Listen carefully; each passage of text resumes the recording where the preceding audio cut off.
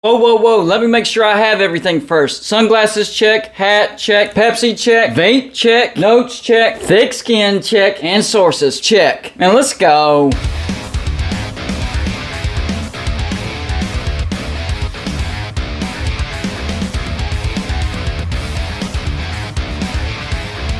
Welcome back to Golden Blued, everybody. If you're a college football fan, you already know what to do. Hit the like and subscribe button because that's all we do here. Also, go check out our Patreon page. A lot of great perks over there. We have exclusive live shows for the Patreons, discounts off the merchandise store, live streams with college football games, and don't forget about the score prediction contest. Golden Blued is still rolling well past 9,000 subscribers, but we have a goal of 10,000 subscribers by the kickoff of the Backyard Brawl. That is September 1st. I know we can do it, but we can't do it without you hitting the subscribe button. Today, I want to talk about the national championships from the BCS era all the way through the playoff era, specifically conference representation. There for a while, it was pretty even representation, but it slowly shifted to the SEC. A lot of SEC teams making it to the national championship. The SEC gets represented well in the national championship these days. In fact, last year, there were 2 teams from the SEC in the national championship. It was all SEC. So since the BCS era, which started in 1998, all the way up until now, there have been 25 national championships, meaning there's 50 total spots, 2 teams in each national championship. And here's how the breakdown looks like.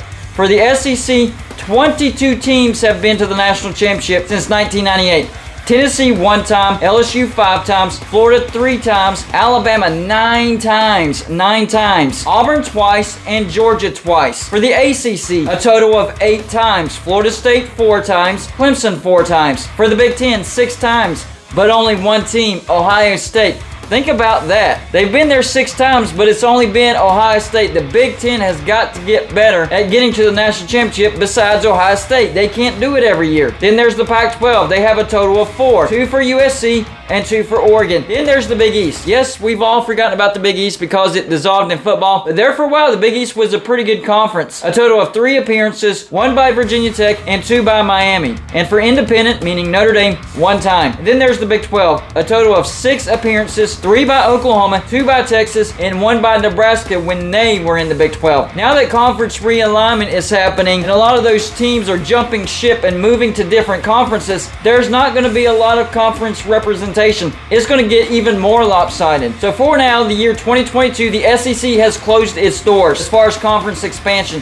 So here's what the SEC looks like right now. Alabama, Arkansas, Auburn, Florida, Georgia, Kentucky, LSU, Mississippi State, Missouri, Oklahoma, Ole Miss, South Carolina, Tennessee, Texas, Texas A&M, and Vanderbilt. 16 members. So if you include Texas and Oklahoma, the SEC would have 27 spots, 27 appearances. I know Texas and Oklahoma were in the Big 12 when they made those national championships. But I'm looking in the future. If Oklahoma and Texas make a national championship, they will be representing the SEC. Now for the Big 10, they're just gaining 2 spots. They've already gained Nebraska in the past. That was 1 spot. But by adding USC and UCLA, they are gaining the 2 spots that USC made. So a total of 9 spots. That's not bad. Now for the ACC, they have 8 spots, right? 4 from Florida State and 4 from Clemson. If you add in Miami and Virginia Tech, because they were in the Big East when they got there, then the ACC would have 11. So if Miami or Virginia Tech made a national championship these days, they would be representing the ACC. So things are going to get a lot more lopsided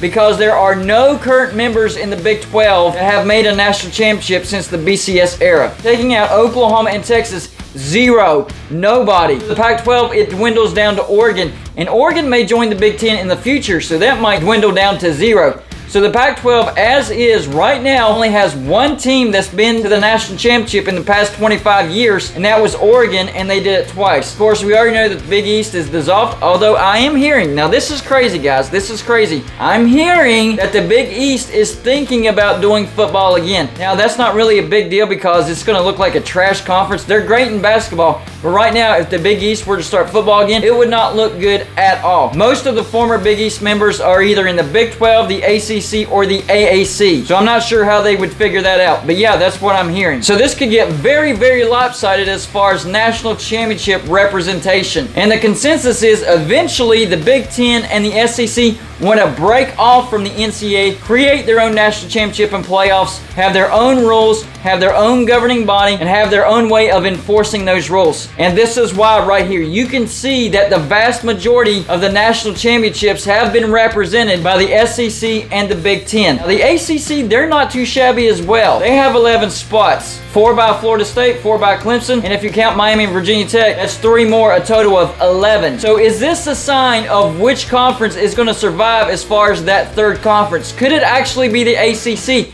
Because they've actually represented themselves well as far as teams that are currently in the ACC getting to the national championship. So if you want to look at strength of conference based on national championship appearances, the ACC is actually far stronger than the Big 12 and the Pac-12. So all this debating on which of those 3 conferences between the ACC, Big 12, and Pac-12 is going to survive with the Big 10 and the SEC, if you go by national championship appearances, the ACC actually has the best chance because they've represented themselves the most out of those 3 conferences. And it's not even close. Think about that. The ACC, 11 times, counting Miami and Virginia Tech. The Pac-12, just 2 times by 1 team, Oregon. The Big 12, 0. You take Texas and Oklahoma out, 0 representation in the last 25 national championships. There for a while, I was confident in the Big 12. You know, they have some pretty good brands. It's a strong conference. But when you look at national championships, that's when you really begin to wonder how strong the Big 12 is. That is not a good look at all. So y'all let me know in the comments section whether you base it on this, the national championship appearances, or some other criteria. Who do you think survives? The ACC, the Pac-12, or the Big 12? There for a while, I was firmly on the Big 12 side, but after looking at these statistics, I'm not so sure anymore. The ACC has actually represented themselves very well in the national championship, especially when you compare it to the Big 12 and the Pac-12. That's all I got for you for this show. Like and subscribe if you haven't already, and I'll see you on my next show.